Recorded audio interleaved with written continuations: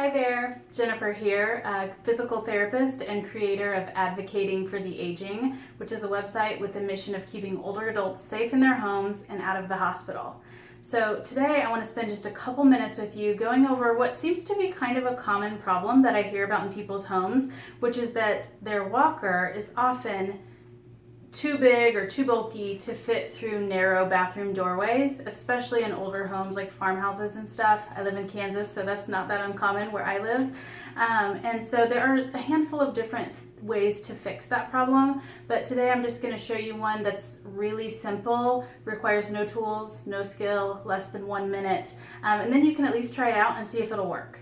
So I'm going to give you a little different angle here so you can kind of see what I'm talking about. Now in my doorway, this walker does fit through. I've got about 1 inch or so on either side, but if it were just a bit narrower, 1 inch or 2 narrower, what might happen is the person that was trying to get through would have to either turn their walker and sidestep in, which can be kind of difficult for older adults to do, or maybe worse yet is they have to park their walker outside the door and then go on in without it. If that's what you do or your loved one does, I'm not saying that's always just the worst thing ever, but sometimes there is a better solution. So I just want to put this out there, bring it to your attention, and then allow you to try it if it might be helpful. So most of the time the walker is set up like this with the wheels on the outsides, and you can see that that adds about 2 inches probably to either side of the walker between the wheel and then the bolt that kind of sticks out there. You see that? About 2 inches here and about 2 inches there. So if only we could get these wheels on the inside, that would give you about 4 more inches of clearance to fit through a narrow doorway. So you'd think that it would be as simple as turning this leg around by pushing in the bolt and then turning it around.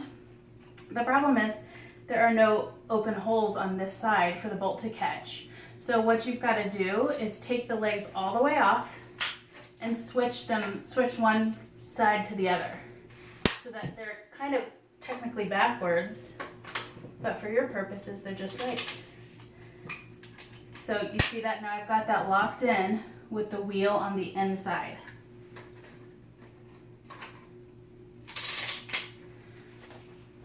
So let's give it a try. You might be able to even tell in this video that I now have like 3 inches of clearance on each side, and I don't lose much stability as far as the walker goes. It's still pretty stable. So like I said, it takes 1 minute. It's super easy. If that's a problem that you or your loved one has, just give it a try and see if it helps. If not, in the future I'm going to give you some other tips on some other things to try. For now, I hope you have a great day. Thank you so much for joining me, and stay safe. Bye.